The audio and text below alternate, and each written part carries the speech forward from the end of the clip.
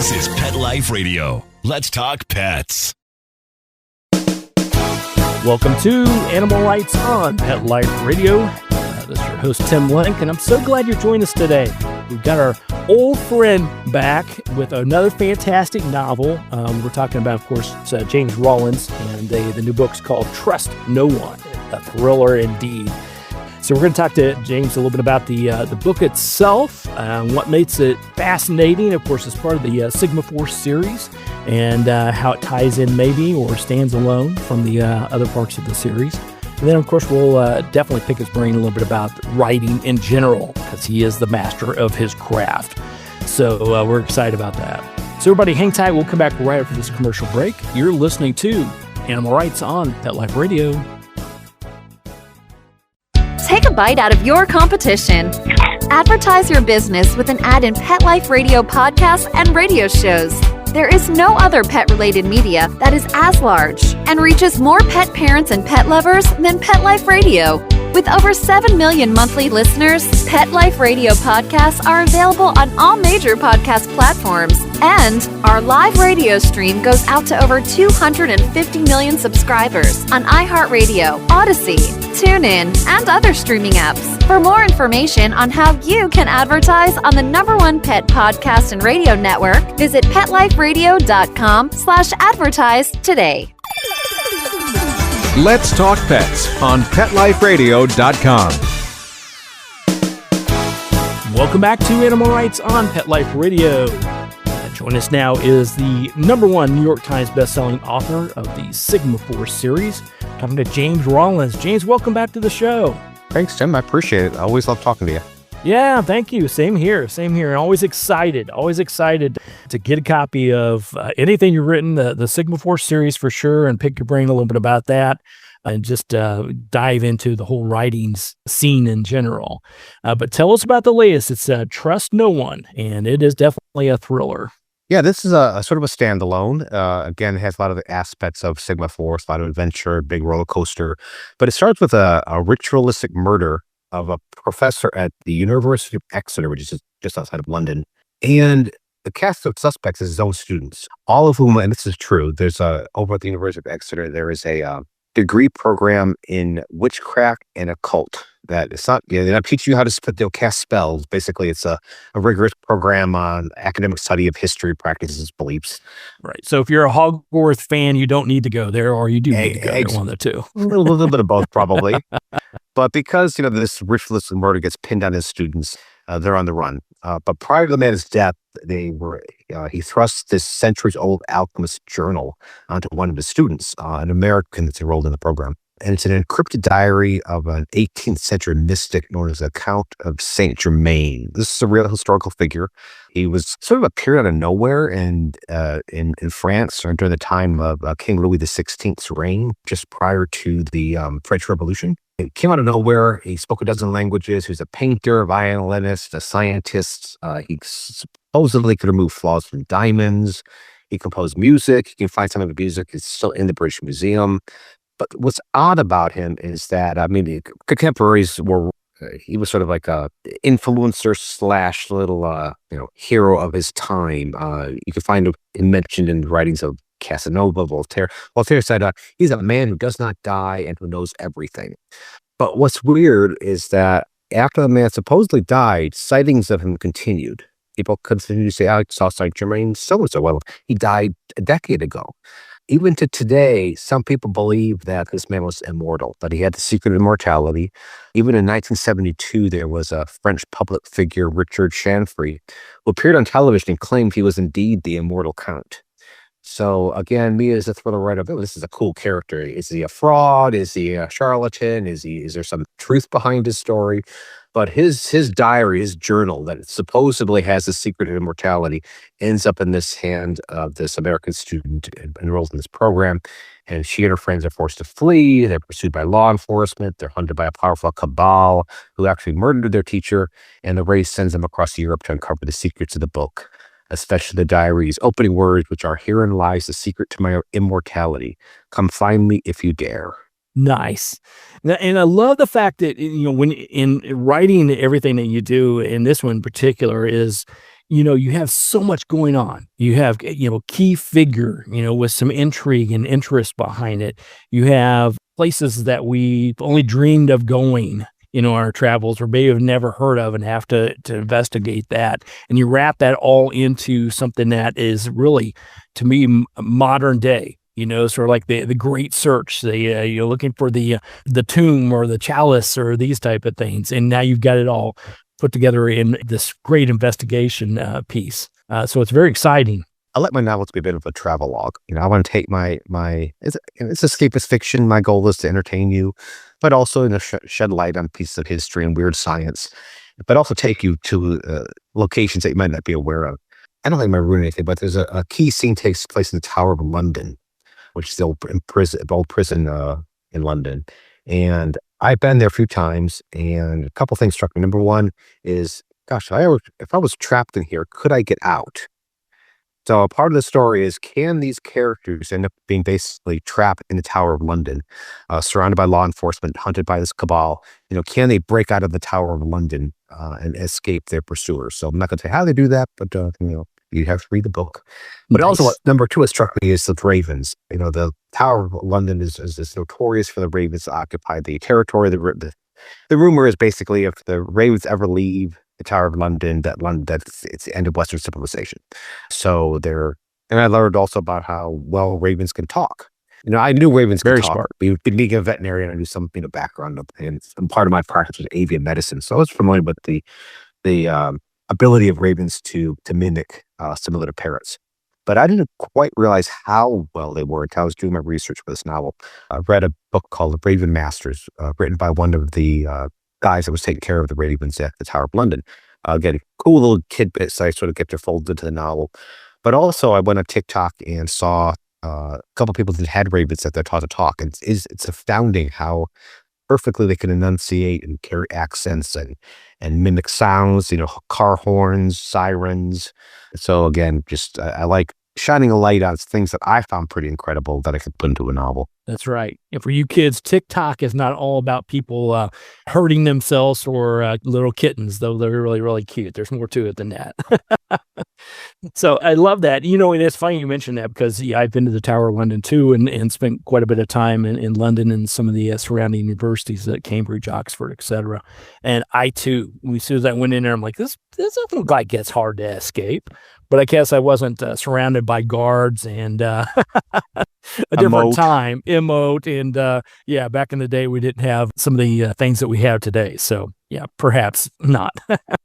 So going to the story without giving it away, what are some of the key characters? Do you center around certain student aspects going on? Because it sounds like, like I mentioned, part of the Great Race, but yet they're trying to pin a murder on someone. Yeah, well, the main character is that American student named Sharon Carr. She's never been to London before. She's never been outside. She graduated from the University of Law. So this is a grand new adventure for her. She feels a little bit feels out of her element, feels a little bit lost, a little confused. She has a bit of a hard upbringing.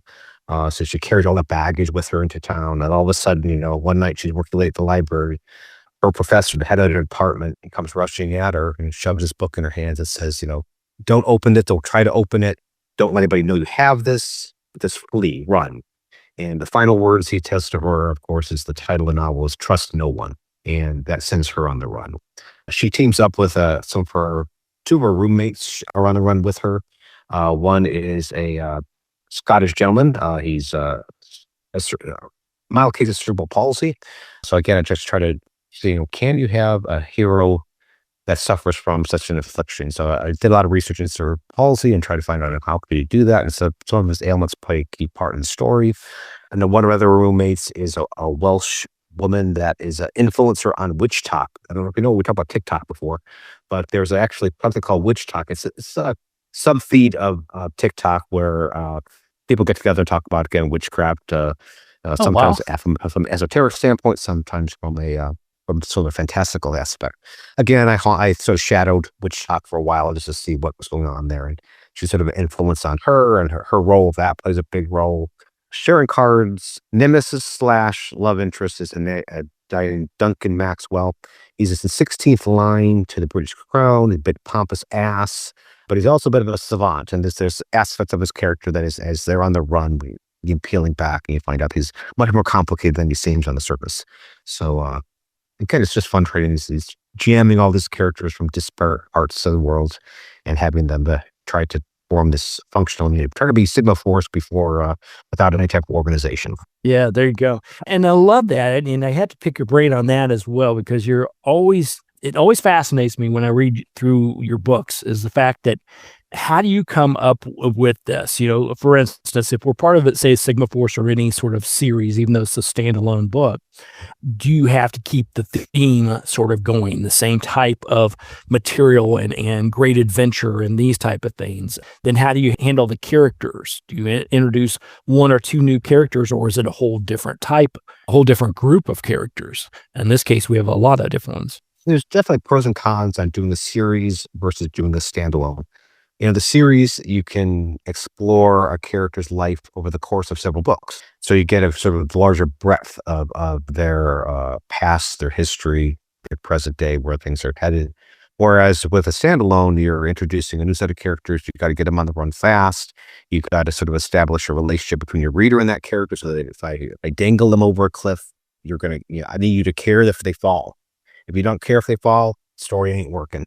So, you got to build there's a lot of juggling going on to try to introduce a new set of characters, a new threat, and get them all running as quickly as possible. So it is a bit of a juggling act. Right. And so when you put together the book, Trust No One, did it start off as a topic that you heard about or was interested in, and it sort of build up from there? You built characters around that particular topic, or was it something that was more of you've been sitting on it for a while and thinking this is fascinating, I need to dig into it at this time? More the latter. I've always got my antenna up for that next story idea, because I've generally been doing 2 books a year, so I have to come up with these new ideas, and I've got to be also excited about it. I think readers have a good nose on them. They know when someone's not excited about it, if a writer's not passionate about what he's writing about. I think it comes off on the page. So I always try to find topics that I'm excited about. I think at this point I have 20 different subscriptions to magazines that I have, from the Smithsonian, Archaeology, New Scientist, Scientific American, and I'm always just reading through them, looking for anything that might become the seed for a story. Whether it's a bit of weird science that makes me go, where's that headed? Or maybe a historical mystery, some piece of history that ends in a question mark, something I can maybe solve in the pages of a novel. So for Trust No One, it began with a history. I had a whole sort of folder on Saint Germain, because I thought, I don't know what I'm going to do with this guy, but he's such a fun character to think about. Absolutely. So, how do I build a story around him? So it took a while to figure that out. I like the idea that he was a scientist. So, that gets to the elements of the weird science that I love to explore. The fact that he might be immortal. Could there be any truth to that? That's the other thing I love to explore. What's the seed of truth behind a myth? A lot of mythology sounds fantastical, but oftentimes it's based on some type of kernel of truth. So is there some kernel of truth behind these wild stories of Saint Germain? So that's, again, what I start layering this story together. So that becomes the first part. The second part is, what story am I going to tell, and who's going to populate that story? What character is going to carry that forward? But that's for this novel. Every other novel, it starts different ways. I wrote a book on Amazonia just because I wanted to write a book about the Amazon. I wanted to have this big jungle adventure. So that's where it started from. Other books were based on characters. I could get an idea for a real cool character, and then I begin to build the story around there. I wish there was a pattern. I wish I could do, say, A, B, and C, and then done. It comes from different directions all the time.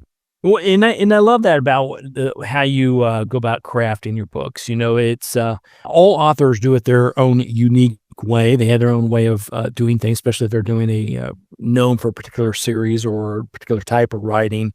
But everything you do, from what I read, it's things I would have never thought of. I personally, yes, I've heard of the Amazon, but I never thought of how I could dig into that. I've heard of Saint Germain, but I didn't really know the history behind that. Oftentimes when novels are written, especially if it's a series or someone's known for a particular way of writing, they tend to lean more toward what is going on in the world today instead of looking back years and years and years ago. And that's why I always think how you put together your books is so fantastic. I like to do both. I like to explore these historical themes, but also to see how it impacts present day. I've written a book, Crucible, which dealt with artificial intelligence, and they did a lot of research, talked to different AI scientists, I think mostly because I think a lot of writers work through their own fears to try to, put a nice little bow tie there. I've solved artificial intelligence. Now I can not have to be worried about it. So at the end of every one of my books, there's a what's true, what's not section where I sort of pull apart the curtain and let you know what's true in the story, what's fictional, where I got these ideas for the story, if there's any early breadcrumbs. So if you have any interest in the topics I raise, you can follow them. So I think, yes, I want to build a roller coaster of adventure. I want to keep the heart pumping. I want you reading late into the night. So I'm hoping that when you close that book, that I've left with a little bit of resonance, something to think about, something to explore.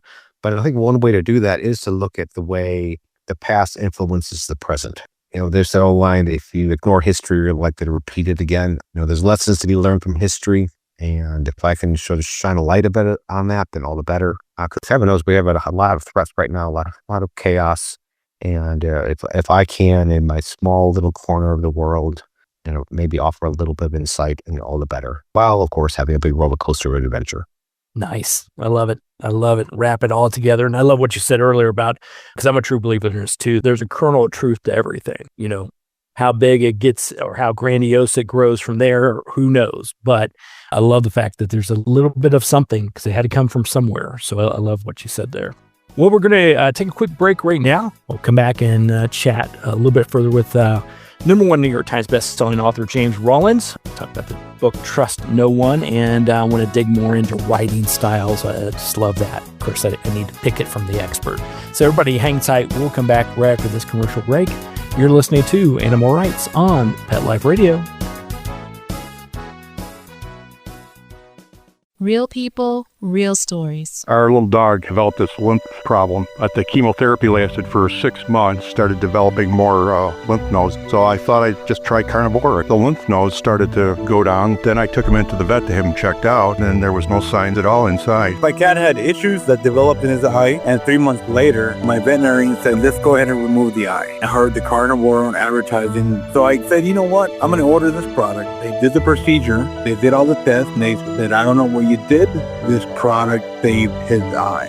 I've got a Labrador. She could hardly lift herself up off the floor. The treatment was chemotherapy. That's when I said, this could be the ticket. About 3 weeks, you could tell she was very alert. She was going on a 5-mile walk. She is just like prime again. Call 866-836-8735. That's 866-836-8735. Or visit carnivore.com. That's carnivora.com. Use promo code PETLIFE at checkout for 15% off your order at carnivora.com. Let's talk pets. Let's talk pets On Pet Life Radio. Pet Life Radio. PetLifeRadio.com. Welcome back to Animal Rights on Pet Life Radio. Continue our conversation with New York Times bestselling author James Rollins and his latest book, Trust No One. So you mentioned a little bit earlier about the sort of the goal that you have and some of the things you hope that the readers get from it. I love the fact that, any great thriller or novel is one that you want to stay up late at night and you can't put down, and you definitely accomplished that here. With this particular one, was there any other additional goals or any walkaways that you wanted to accomplish that perhaps is different from some of the things, or maybe perhaps what you always try to do when you put together a great novel? Written 18 Sigma Force novels, which are a ensemble cast. So they're big, complicated stories. You're jumping in different perspectives all the time. I wanted to write a much more linear story. I wanted to make it much more fast pace. In this, the chapters are shorter, everything's quicker. We're following this team on the run almost exclusively, get a little peek at the bad guys here and there. But my goal was to see how quickly I can run them through their paces without losing the audience. So that was one of my goals, was to create a lean, mean thriller, something that, versus the more complicated stories I usually write. Right. And you did a great job with that, and when I read through the book, and my thought pattern was, okay, what's the next adventure? Because I could very easily see, whether it's this cast of characters or a tweak in the type of characters, another great roller coaster ride, that could tie on to this as well, if you chose to do that. Yeah, I mean, at this point, I always like to leave the story a little open-ended, because I think it adds a little bit of feeling like there's still more to go on in these people's lives.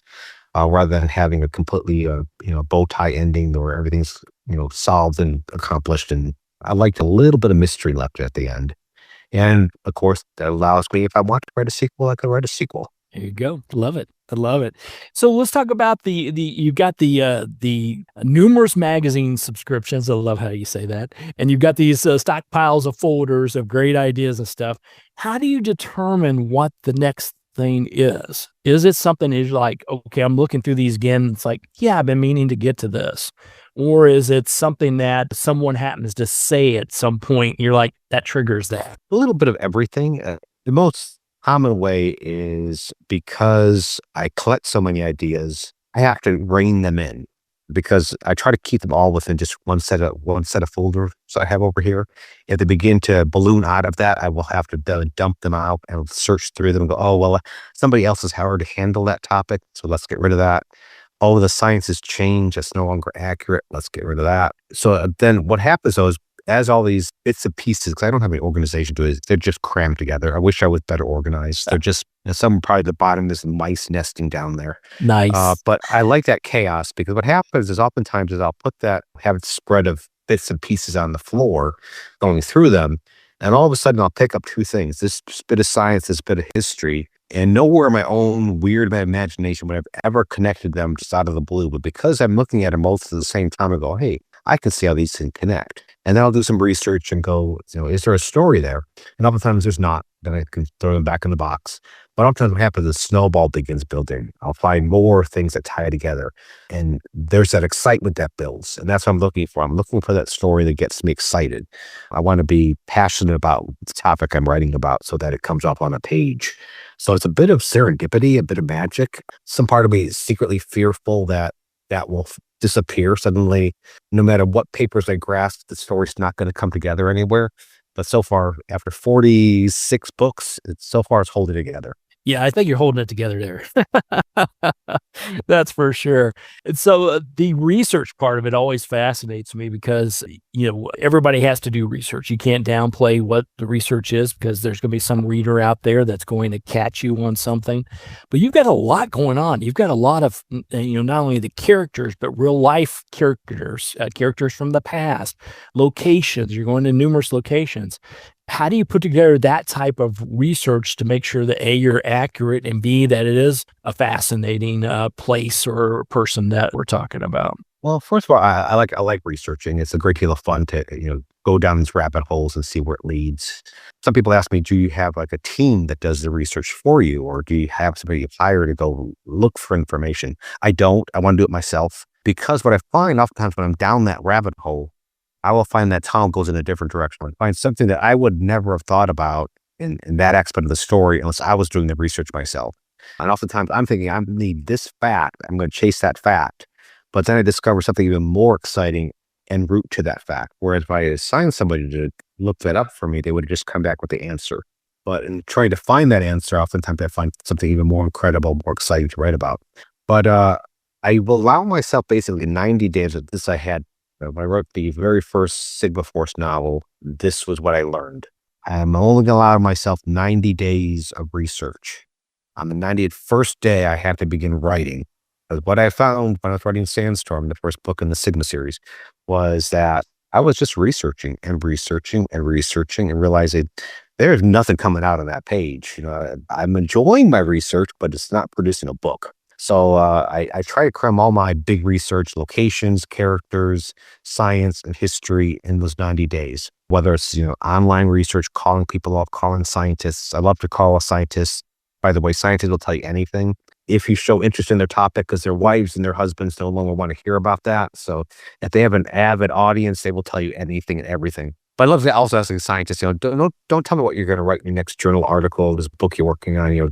Look over your shoulder and tell me what's on your lab table right now. I need that immediacy. I want that current because it takes me a while to write a book, and so science changes very rapidly. If I don't get that sense of current, really cutting edge element of the science, it might be too old or wrong by the time my book comes out. So I do all that 90 days of research initially, but of course, every single day, every single page, I got to go on Google Earth and, where's the Starbucks in this city that, if I'm going to say they're going to Starbucks, I better get the location right. Because if I get it wrong, there's going to be a 1-star Amazon review saying he doesn't know where Starbucks is in Cincinnati.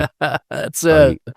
You got to get those details right. That's it. Which is powerful, but it's powerful also because if you get the telling details correct, then people will believe anything after that fact. Like I said, if I tell you where the Starbucks is in Kuala Lumpur, and you've ever been to Kuala Lumpur and go, oh my gosh, really, there's a Starbucks at that intersection. When I tell you that there's telepathic marsupial creatures that live underneath Antarctica, you go, probably it is, because you got the Starbucks location correct. So if you get enough telling details, you can carry the reader to some pretty fantastical spaces.